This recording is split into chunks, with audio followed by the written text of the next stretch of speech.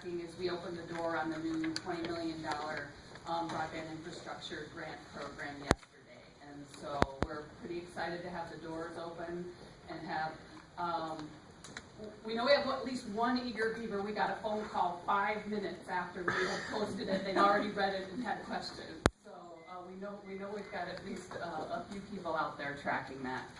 So, and just for those of you who are not familiar, that's I think just about everybody in the room probably is aware of it, but the legislature appropriated $20 million in the last session.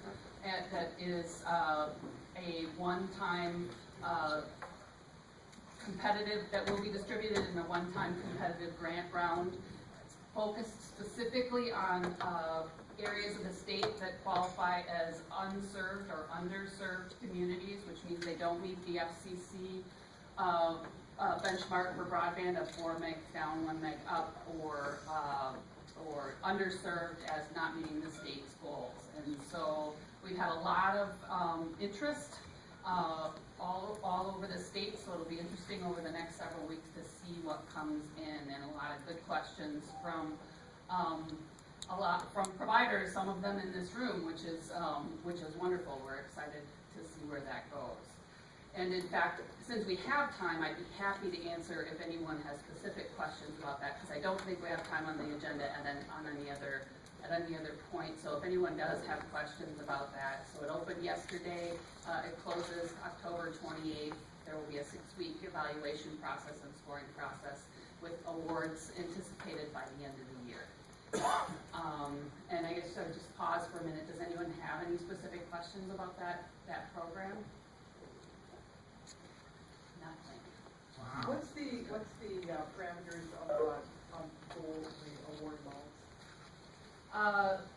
So it's $20 million fund, and the cap on a single award or project is $5 million. There is a 50% match requirement at this stage of the game. Additional points awarded for additional match. Diane, what else? So I think those are kind of for me. Question, Dana. We all, I think others on the task force also share this idea that we're hopeful that we'll get a really robust pipeline of good proposals in, and that regardless of the award decisions, that'll be great evidence to the legislature about a recommendation we're anticipating to continue the fund going forward. So with that in mind, I'm just curious, what is your thinking at this point, and I said maybe you don't know yet, about keeping the people that are watching and care about this abreast of how is it, are you getting applications in the door? Do you plan to, share that, that there's applications are coming in or not, or have you thought through that? Really haven't thought about that per se. I mean, obviously, for those who are following this, at the time of close, a step in the process within just 2 days after we close, we will publish all of the applicants and the areas proposed served, because that gives providers the opportunity to say, there's an error here, this area doesn't qualify based on the grant criteria. So we do have that piece, and I would expect that certainly for those of us who meet in these settings, we will provide regular updates. But otherwise, I don't know that we have anything formal. We have to maybe talk about that offline if we should be thinking more about that. As Bernadine talked about,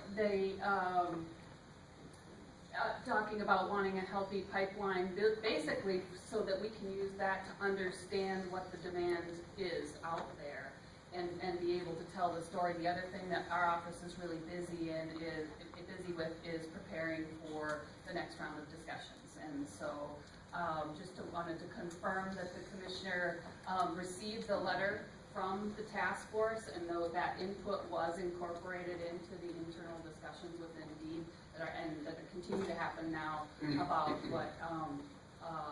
what their proposals may look like going forward for the next session.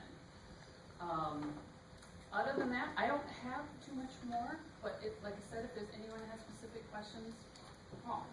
The application, was that announced yesterday? Because I'm not seeing it on the website. It is on the website. In fact,